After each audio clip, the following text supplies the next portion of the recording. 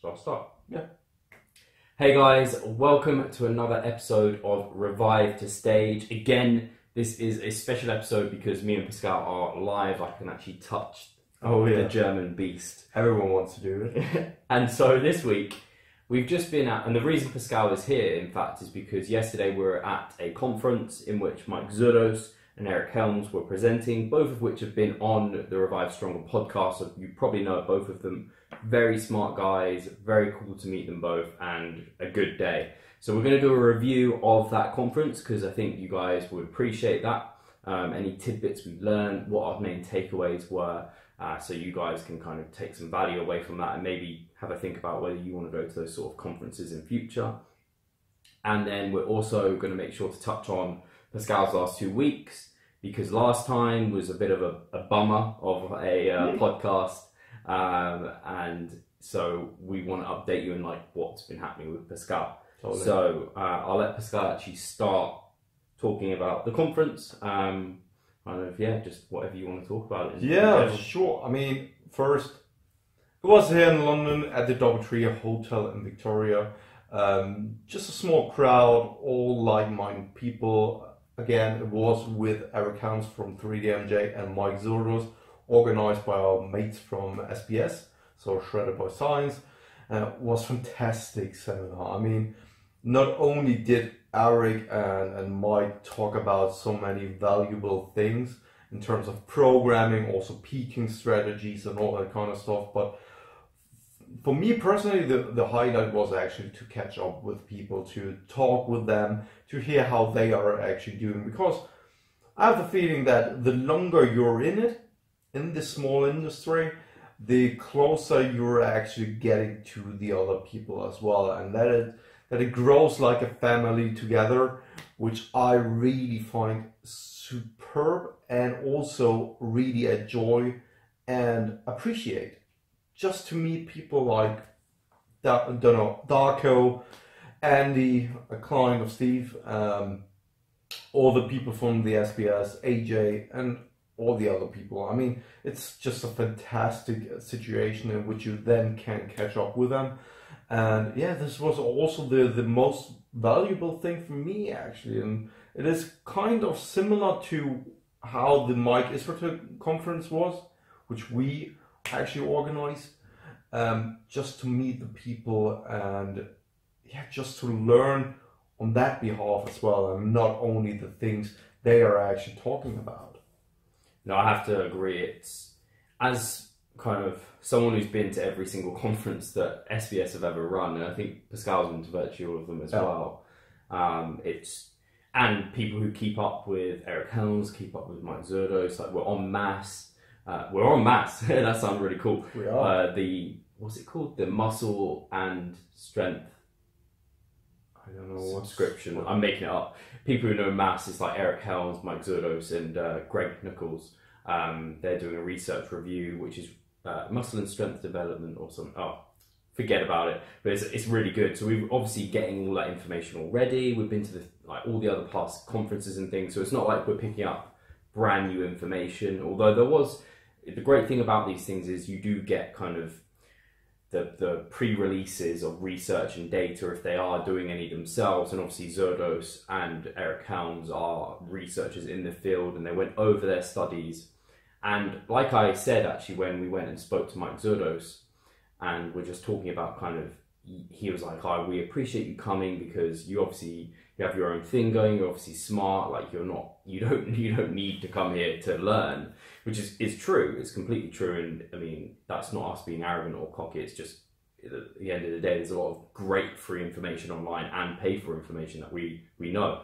But it is a nice refresher of things, because I think when you are a coach or even coaching yourself, you get in the thick of things and you get very much set in your ways. A little bit like, for example, I guess, like actually I even heard on the 3DMJ podcast, Brad Loomis at one point was talking about his protein feedings through the day, and they're like, Brad, you should probably be splitting those up a little bit more. Or like when you had your low fats at one point for quite a long time, Totally. It's like, I just need a reminder that actually that might not be the most optimal thing for me to be doing right now. So yeah, good little things just to remind you that right, that you can be this flexible at this point in time, it's relevant. And then just going over their research is just very interesting. But totally the biggest takeaway and the biggest benefit is that kind of community, the gathering of people, networking, people to come and like say hi to me. I want everyone who knows me to do that, and it's an absolute pleasure when they do. And it's hard because we work online, we can only talk to so many people, and you don't get that one-on-one interaction, so it's an absolute pleasure when you do. So to actually get to speak to Luke again, see how much weight he's lost, Absolutely crazy. insane. Luke's doing really well with his contest prep, doing the same shows as us, in fact. And yeah, just catching up with people. Didn't catch up with AJ enough. But seeing clients, amazing to have my clients there as well, Lisa, Emma and Andrew. And yeah, it's just a fantastic time to actually then also talk to Eric and Mike one-on-one, and they're just real, down-to-earth, cool people. Super humble. Loved it. Yeah, it's just superb. And I think if you ever think, oh, is it worth the money, blah, blah, blah, like, is it going to be new information? Like, you're probably not going to go away, like, it's not going to change the way you coach. Probably not in a massive way. But you might pick up 1 or 2 points that really aid your coaching, might help 1 or 2 clients out. You can ask them the questions you want, if you've got any, one-on-one. And it's just the value of networking. Like, from a business perspective as well, it's good to just trust, like know, like, and trust. And also on that note, when it comes to only learning about new stuff, I have a feeling that when you are on location, it is like sitting in a classroom. You are way more focused than listening only to a podcast or watching something online. Because let's be honest, I don't expect people to sit in front of YouTube making notes and really listening to it, unless this is a true intention of yours. Then of course you will get something out of it. But mostly podcasts or grabbing something up from some YouTube videos, podcasts and stuff like that, this is more for entertainment and just learning on the side. But when you're sitting there and you really focus on the material itself and you are present, it is somehow different, and there are many things that actually stick with you in the end.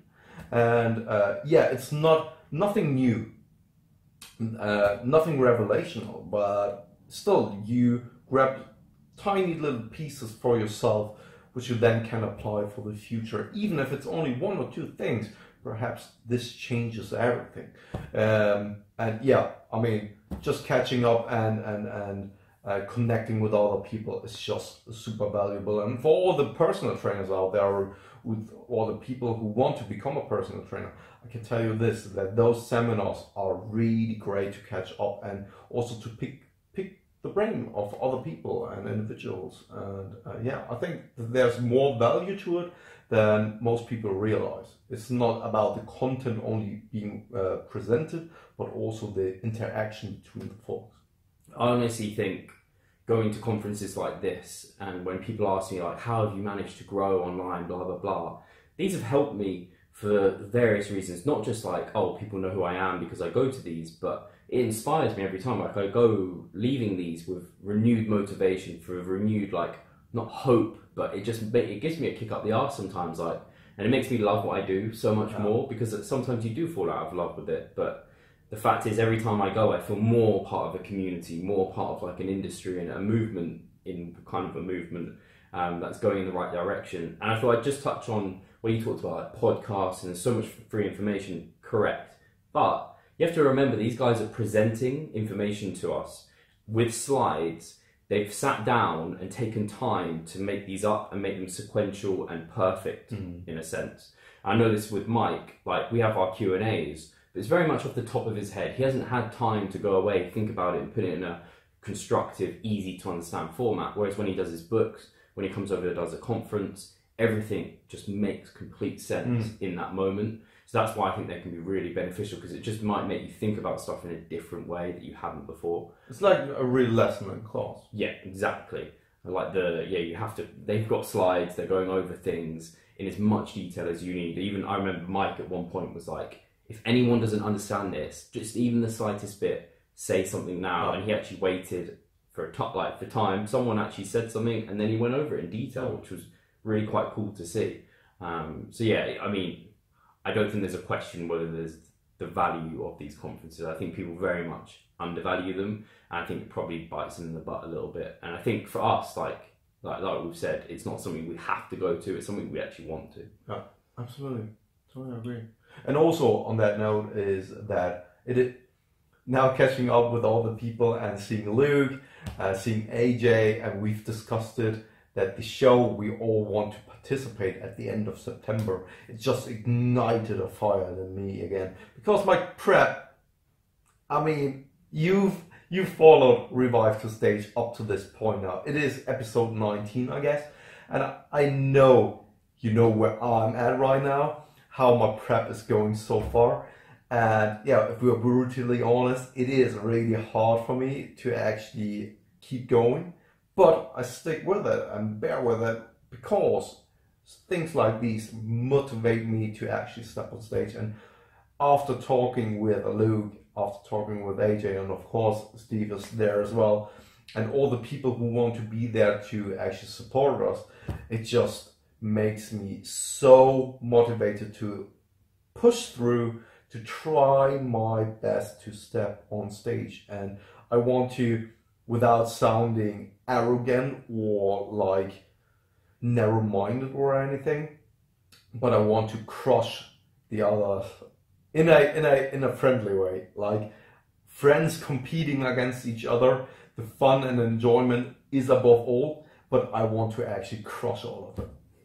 If that's possible, I doubt it, but I want to at least try. I think Pascal's been trying to sabotage my cut. Yeah, I think totally. he has now. I'm really worried. What I did actually is, I'm staying over at Steve's. What I did last night is simply I injected some testosterone in him, and the vitamin pills he's swallowing in as supplements, I exchanged them with some Dianabol. So he's now on drugs and will get drug tested and banned for 7 years. Shit, I mean, if you hadn't told me, then I would have gone doing a lie detector test and I would have passed. And I would have been on them. Whereas now, I don't. That's actually a really good idea. If you want your teammates to do really well, the blood test might fuck them over, but yeah. I'm completely the same though. Like, if the novice stage, imagine if you're there, I'm there, Luke's there, and AJ is there. That's insane. Yeah. Like, if we're all on the same stage, we're all quite different weights. In fact, you might be similar to AJ, I might be a bit similar to Luke. So it depends how it goes, but yeah, it's super exciting to think that I already know quite a lot of clients that are coming. Just be on stage and pose together. Yeah, would be amazing. Yeah, like really, the fun and enjoyment will be above all. Yeah, like far beyond all. But mostly just the pose of and the interaction. I think that this could be such an amazing thing, and this is also the reason why I actually want to compete in the UK. Because people ask me why I'm not doing a show as a first show in Germany, and this is simply the experience. It's not about really winning. Of course, I try my best to place the best I can. That's for sure. I mean, when you have some competitiveness in you, this automatically holds true. But first and foremost, I want it to be an awesome experience. I think. Yeah, considering that I'm so excited for it, it's just going to be really cool. And I think we're on a good segue to talk about kind of your last 2 weeks. And I guess it's an obvious to the viewers now that you haven't quit. I haven't. Not that I don't think it was ever fair to have called it quitting. It's more like being realistic about it, being made redundant, and also, realistic. Just simply being rational and realistic with the whole process, and if it's still possible, achievable to step on stage in time, if it's the right decision to actually keep going, because we will touch upon it later, but my hip injury, which I got surgery back in December, flared up again. I can't really train my lower body now as I would like to. I need to push it hard in terms of diet, in terms of cardio, and it's just being realistic, because I still need to lose weight, and it's not just slight amount of weight, but I need to actually lose quite a significant amount of weight. And this is just like, being realistic about everything. Yeah, completely. And I think to give perspective to our viewers, what's your cardio looking right now? What's your macro intake looking right now? And where's that come from? Yeah, so what I wanted to do for the next 2 weeks is for the past 2 weeks and moving forward is I wanted to push it hard to see the rate of weight loss and if it's still achievable to actually get on stage on time, because I have a plan and kind of plan laid out where I have written down the weight loss per week as an average, which would be necessary to step on stage with my estimated weight. And this I would need to actually lose around about 0.7 to up to 1% of body weight per week, which is, when you're getting closer to stage, really hard to actually do. So I wanted to push it hard now to see if my body is actually at a place where it's now already possible to get that rate of weight loss. And this is why I decided to first and foremost drop my overall caloric intake, so my macros, and also push my need a little bit higher and push my cardio a little bit higher. So what I basically did in terms of macronutrient intake, I went from 250 grams of carbs, 200 grams of protein, and 50 grams of fat, down to 40 grams of fat, 200 grams of carbs, and 200 grams of protein, which is still fine. I'm not feeling hungry. I'm not really dealing with any diet fatigue right now. However, the first week was kind of a struggle, simply because I needed also to increase my activity. So I increased my average steps throughout the week to a minimum of 15k steps a day, which is being quite active already in it for itself. What was that previously? Previously it was around 12k. Cool. So an additional 3k steps, a minimum of 3k steps a day more. Throughout the week it really accumulates then. And in terms of cardio, I pushed it now again back to 2 times 400 calories of cardio, and on top of that I kind of auto-regulate 2 additional cardio sessions, which I at least 200 calories on those days. So basically, as a summary, I increased my step intake to at least 15k steps a day. Macros dropped 50 grams of carbs, 10 grams of fat, and on top of that, doing twice 400 calories of cardio, and 2 times a week at least 200 calories of cardio. And then based on how I'm feeling on that given cardio session, I might push it even up to 400 kcals. So from that, I mean, that's a big change. Yeah, a massive change. So not only the macro change, which would be enough for many people to calories. Yeah, to see a significant weight loss again for the next weeks if you were to stall. But also on top of that, the movement. Like I'm nearly doubled my activity compared to where I came from, because I came from 2 times 300 calories of cardio. And yeah, it's quite a significant amount. So when we're talking about you're hitting both exercise, NEAT, and calorie intake. So from an energy balance standpoint, you're creating a big deficit, or should be. I did want to touch on 1 second was the fact, I know Pascal's talked about kind of his diet fatigue, and like I don't want to insinuate that I from my perspective, because I wanted to see Pascal in person, which has been really helpful for me to understand exactly how he's feeling, what he's like, because I think you can get a real tell for what's happening, because me and Pascal, well, we check in on these videos, which are really good, and we also do a lot of voicemails, but seeing a person one-on-one, and this is why when we have contest prep clients, not only do we have video feedback, but we get the Skype feedback, because it's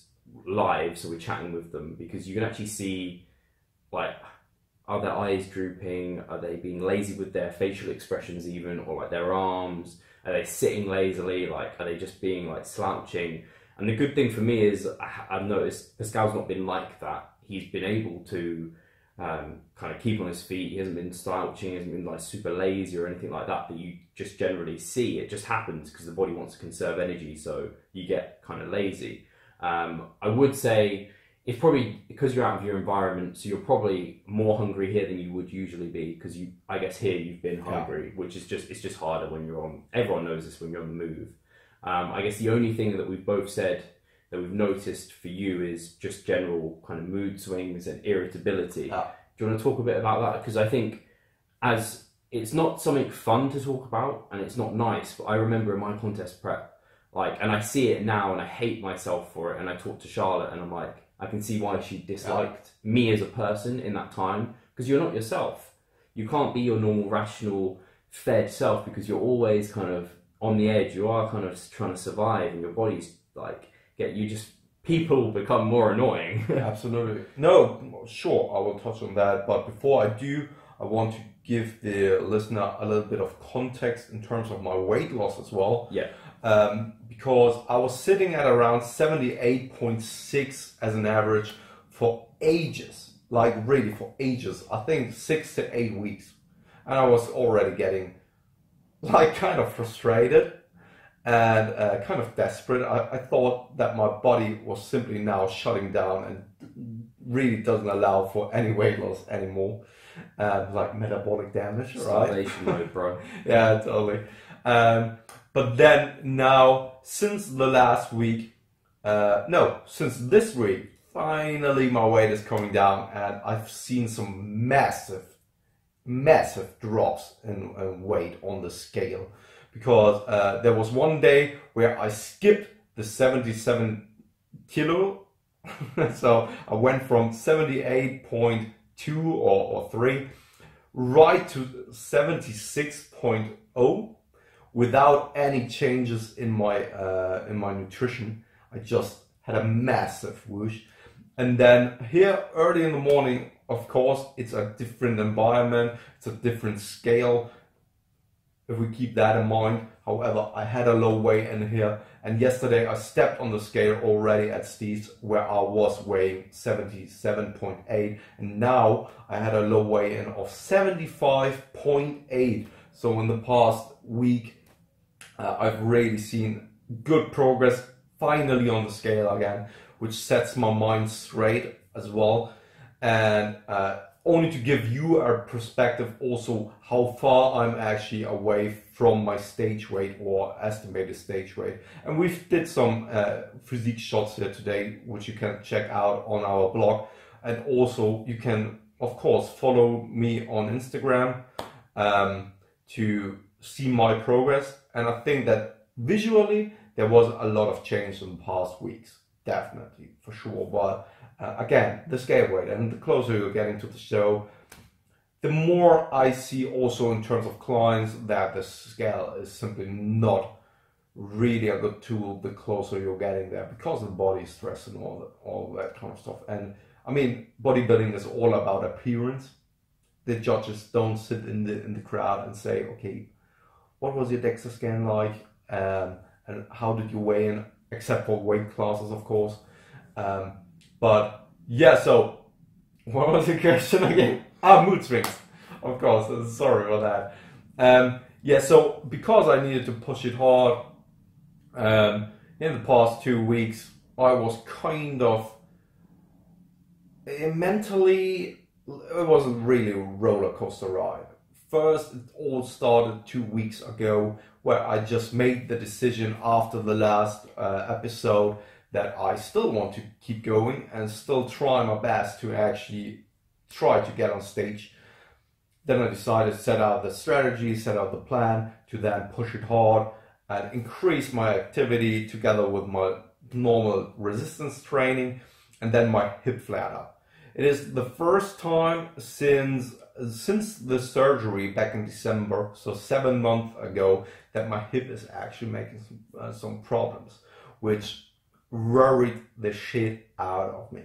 I mean, I've talked to Steve on other voice messages, and I wasn't in a good spot. Also on that, in that time frame, I was really feeling the diet that I needed to push it hard, and yeah, I wasn't really in a good spot. But more so not because of dieting or the contest prep, or perhaps like some people claim it to be a suffering process. It's not like that, but more so due to the fact that I knew that I needed to push hard. I can't push it hard because my hip is actually flaring up now, and the more I push, the more, or the higher the potential that I actually re-damage the surgery back in December.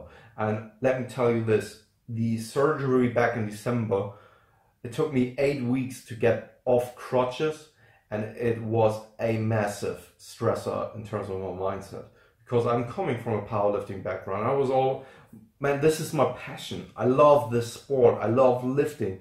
The day after I was released out of the hospital, I was at the gym again, training my upper body. This is how much I love the sport. And it was a really hard time already back in the days, and I was hoping that I was over it and that I finally left the hip surgery behind me, and now it's flaring up again, and I really get kind of scared that I re-injured it or re-damaged it, only because I was so stubborn to step on stage, because I was talking with different people about it, and the stage will always be there. I could easily delay the process to in about 6 months, because every 6 months there's a show somewhere. But is it really worth your health? So I'm not talking about things like, contest prep is not the healthiest thing to do, but those are adaptations which you can reverse when you get out, when you have a higher body fat level again. But damaging your injured hip already again could potentially mean that I need a hip replacement. So you have those, or there is a potential risk for me injuring myself for the long term for good, without it being reversible. And it really messed with my head. And this also then translated over to my mood swings. So I had times on a daily basis where I just felt down, felt depressed. Then there were days where I just felt fine. And now that I'm over here in London, I can really feel like the diet causes some mood swings. As soon as I've eaten something, I was always feeling energetic, feeling positive, and just 2 to 3 hours afterwards, I was already I mean, like literally starving, like feeling super hungry, having stomach cramps, and also I'm way more irritable right now, and I'm sorry for that, Steve. And I can only see it in hindsight. Every time at the end of the day, I reflect the day and what happened and all that kind of stuff. I'm looking back and I see myself acting not like the person I'm used to be in certain kind of situations, and I'm super impatient. When I'm standing at a supermarket, for example, yesterday at the seminar, I was out for break wanting my coffee, and there was only one person in front of me. And I was already getting kind of annoyed because I simply wanted to get my coffee. I think that's really, like, just hearing that example is really good, because people will be able to relate. I thought that was super interesting. And I mean, the big takeaway I took from that was like, stress is stress is stress. You had so much stress coming from everywhere. And from the outside in, as someone who's obviously, we're very close, and like, I care for Pascal a lot. Can I quickly interrupt you there? Because yes, absolutely, and I had really stressful weeks in the past 2 weeks, not only because of pushing my diet that hard and also cardio and all that kind of stuff, but I had my 2 last exams at school. I took on a couple of new clients, so needed to program, had consultations, needed to write an article, so all the tasks that are happening on a daily basis as well. But this just accumulated. Then I had some appointments at the doctors, at Lululemon, which all sounds like fun. But if you're on your feet from morning time till the night time, and I'm literally always up at 5 a.m. in the morning, and I'm working the whole day, same as Steve, because there's always something to do, and we love that, actually. It shouldn't sound like I don't enjoy the process, but when also the other factors come into play, it just is a little bit too much. And again, stress is stress is stress, and the body doesn't really decipher between, yeah, you're in a caloric deficit or you're just riding the bike to Lululemon. It is still a stressor, all right? And basically, I think anyone listening to that, have a think about, and you're thinking about maybe competing one year or competing this year, or even right now you're competing, have a think about kind of what stress you've got going on in your life. Because if you're expecting a child, or you're switching jobs, or you're moving house, think about kind of your own personal like stress bucket or sink, and you can only fill up so far, and you'll start overflowing. And these overflowing aspects could be binges, they could be injuries, they could be these things that could basically cause you to sink and give up on your goal. So what luckily Pascal's been able to do, and this is really lucky, is basically your stress bucket was full, but you've maintained it being full, and you've slowly allowed some of this stress to leak out. Yeah. And so you're still pretty high on stress, and you just need to, now it's all about managing things as best as you can, because he's in this tight zone, as it were, and if we push over, it's going to really, yeah, he's going to cause some problems. And all I was going to say is, from anyone who's watching this who has known other people compete, or has competed themselves and had loved ones like around them, from the outside in looking at you, it was like almost to, yeah, honestly, it was actually quite upsetting to like hear how hard things were for you, because I couldn't help.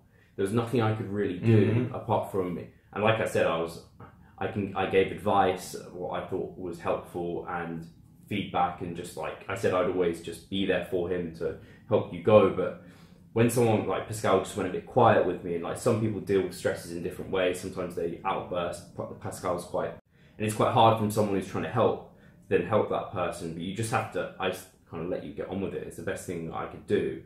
But then it's also with the reflecting on the irritability, and like, yeah, just like, we all get annoyed at people, but like things just, I remember like when I was dieting, and Charlotte could be just like eating a meal slowly or in a different way, or making a bit of noise, and I was just like, you just stop. Like, yeah, totally.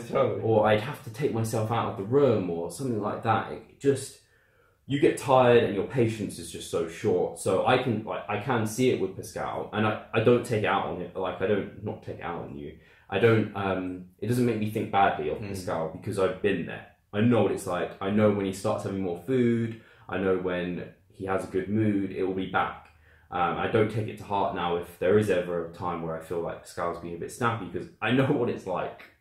If I hadn't been there, then I might be a bit like... And this is the thing, right? That people in your environment who have never been there and who can't really relate to all around bodybuilding and why you're actually doing it in the first place, they are the ones you need to take care of. Yes. And it's your responsibility to look out for them and actually explain it to them, or care. Like, not trying to be snappy. I know it's hard, and probably you will be snappy at some point, but then have the courage, go there and tell them that you're actually sorry about that, and that it's only a temporary thing, actually, because they don't get it, why you're doing it and why you're acting like this. they could take it the wrong way, that they did something wrong, but it's all about you and it's your decision to actually step on stage. And this is also the reason why it's your responsibility to let other people know and look out for them, and that they don't look out for you. Yeah, it's at the end of the day, it's your own decision. And we talked about it actually before, because Pascal's position is like one of the least favourable situations right now. But I think if you were working a normal job, you probably wouldn't be able to do it. Absolutely. You probably would have had to have actually been like, I can't do my job right now. Absolutely. Whereas it's not like the job we're doing is easy. It's not by any means, but we can manage it. We're self-employed, so we can make sure that we work when we're most switched on and things like this.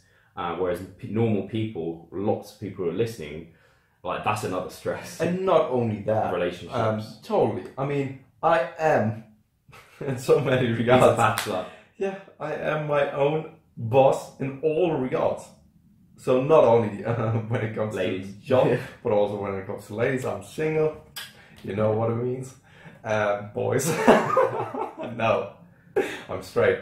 But yeah, I do actually have the freedom of planning my day as I like to and do the things on a daily basis as I like to. So I can actually, when I don't feel like doing the check-ins because I feel not fresh in that moment, I can just delay it to 2 to 3 hours. When I were to work at a company and I had a meeting, I couldn't actually say like, oh, no, I'm in a contest prep right now. I'm not in the mood, so just leave me alone. That's not possible. And also, if you have some children at home who crave your attention, or also simply your relationship, your partner, man, I think that all that accumulates, and if you have the whole package, then I think that a contest prep is actually hard to pull off. Because we were discussing it yesterday that even though that all odds are against me and that my contest prep looks quite hard, I actually don't perceive it as it is, that it's so hard for myself. I'm not suffering right now. I mean, yes, I'm hungry at times. I'm a little bit lethargic. I have mood swings. My hip is not feeling well, and I need to do a lot of cardio. We all know that we don't like that. But it's all... You can do it. I mean, that's not a big deal, actually. The real challenge, I think, is to then take care of other people, look out for other people, do tasks on a daily basis which you perhaps don't enjoy, which all jobs are. I mean, there's always a part, even if you like your job, or when you like your job, that there are parts which you don't really enjoy that much. And for me, I can kind of juggle around a little bit with the things I enjoy. I can simply put it to a point where I feel more like it. And also I can be a little bit more intrinsic when I feel like it.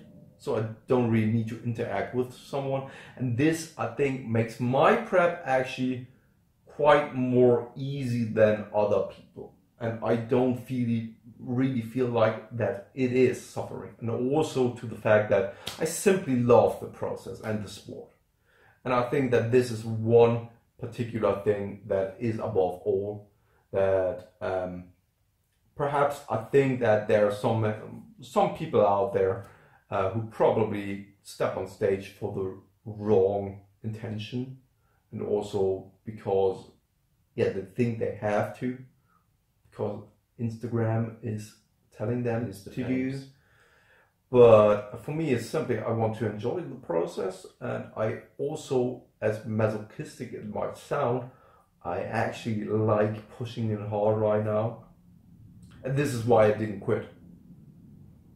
I think just around, it's about stress management completely. Yeah. And this is probably why you might have seen, and I think we're probably near the end now, right? Yeah, I just wanted to check that it's still recording. Awesome. I just wanted to round off and say my first prep in 2014, I've reflected on it quite a few times, wasn't probably the best prep you could have, and it wasn't like I think I needlessly suffered and didn't plan well enough. I had a coach, and I mean, by all means, he was really great with me at the time. I think we've learned a lot since then that would make things easier. But because my relationship, particularly with Charlotte, suffered at the time, she was really scared for me to compete again.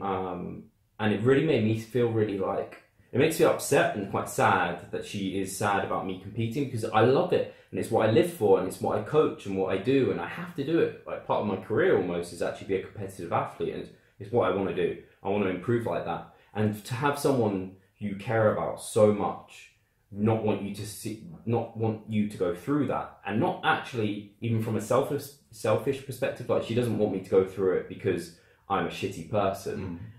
More so because she hates seeing me like that, because I do a change. So you've probably seen it as a viewer, how unbelievably anal and pernickety I have been with this contest prep, and how I've planned every little detail I possibly could, mostly to manage stress, so I didn't have this horrible attitude with Charlotte. And so far, yeah, so now good. you're 7 weeks out, and I mean, let's look at your contest prep, and I know that other people would kill to have such a good contest prep as yours, because you're managing everything so well. It doesn't really feel like contest prep right now. No, this feels like a mini cut at the moment. I know it will get harder, but only for a temporary amount of time. Yeah. I mean, it's not like that you're 12 to 16 weeks of suffering. No. As others are. Yeah, most people are, I think, are now doing it. I brought it up because I think I want competitors who maybe have done it before, who have been put off, to not be put off, because there are better ways of doing it. And for people who are maybe first-time competitors and unsure about how to manage all of this, get a coach. I'm not saying necessarily us, but get someone who has maybe been there, done that, who can guide you through it and help you with that stress, because it's tough. There's a lot to juggle, especially as that stress pool gets bigger. What I would like to touch on just lastly is the closer you're getting to the show, the more anal you need to become, actually. Because I experience it myself that you really need to take care of your meal timing. I know there are people out there who claim, yeah, meal timing is not important, but the leaner you get and the more your performance is based on nutrient timing, because you are constantly depleted, actually. And if you don't really give your body the nutrients it needs to perform well, then your muscle mass will suffer, because resistance training is the main stimulus to actually retain muscle mass.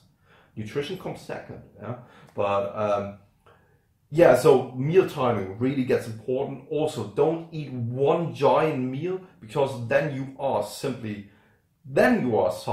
when you're doing some kind of intermittent fasting or something in a contest prep. And also, again, your muscle mass will probably suffer due to that fact. So meal timing comes more into play.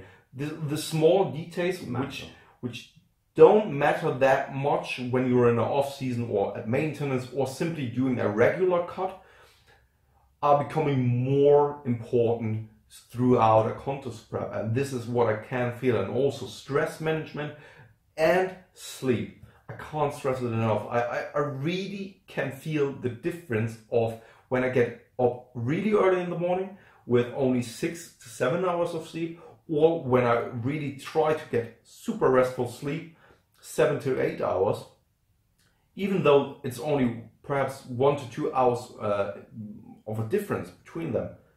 I massively feel the difference on that given day. And this then translates over to your fat loss, because the more tired you are, the less your willpower, and also hormones play a role in it as well when it comes to fat loss. I mean, there are a couple of studies out there now who show that when you have good amount of sleep, that your fat loss is simply increased due to different hormones and regulatories in your body, such as glucose metabolism and all that kind of stuff. We don't need to go into detail of it right now, but I mean, quality sleep is so important. I'd just say to put an analogy to it, because I have an analogy in my head. Yeah, we didn't have one here. It's like cycling on like a football pitch or a soccer field, versus then it narrowing down to like a road and then a path and then a tightrope. This is what contest prep becomes. When you're in your off season, you're in this football field, and then as you're doing a mini cup, maybe it goes to like a road, and then when you're in contest prep, it's a tightrope. If you make one little mistake, you could fall off, and you'll feel it. I know if I can't fuck around with my meals like too much right now, and you even more so probably, like or sleep. So yeah, I think that was a good. Let's take an example. For example, people binge. It is just normal. So whenever you overeat, whenever you binge, don't really feel like you are not a good person or anything. We've written an article about it, which you can find on our blog. Great article. All about that. But I mean, when you are really close to the show and you're binging, this can throw off 2 weeks of dieting, for example, because the deficit, the real deficit, actually decreases over time, because you don't have that many calories to juggle with on a daily basis. And when you then overeat, of course, you throw off that smaller deficit for the perhaps next days or even 1 or 2 weeks. And yeah, it just goes to show that you are on a tightrope, and you need to take care of small, minor details the closer you're getting to the show. And this is something I learned from myself now. Yeah. This is already something I've seen with other people, but it always is interesting to experience it with your own body, like nutrient timing, for example. No, totally. And I think hopefully you guys have taken some stuff away from that discussion. It's actually a really good chat. I really enjoyed that. And I'm excited. Every week now, like we said last time, I think it was like every week is going to be indefinitely more interesting, because that tightrope's becoming tighter, and if we make any mistakes, we'll tell both you. Of us. Yeah, completely. Awesome. I appreciate everyone tuning in. Thank you for interacting with us. I hope you enjoy these episodes. As always, give us comments, give us likes, share it with anyone you think will be interested, and reviews on iTunes are always appreciated. But more than anything, just knowing you're supporting us on our way to stage, and you're like egging us on, especially for Pascal right now, because obviously he's feeling it more than I am. But for both of us, like, we appreciate that support so much. So thank you. This is a reason why I'm still at it, because of the support, and Cool. Cheers, guys. Cheers, guys.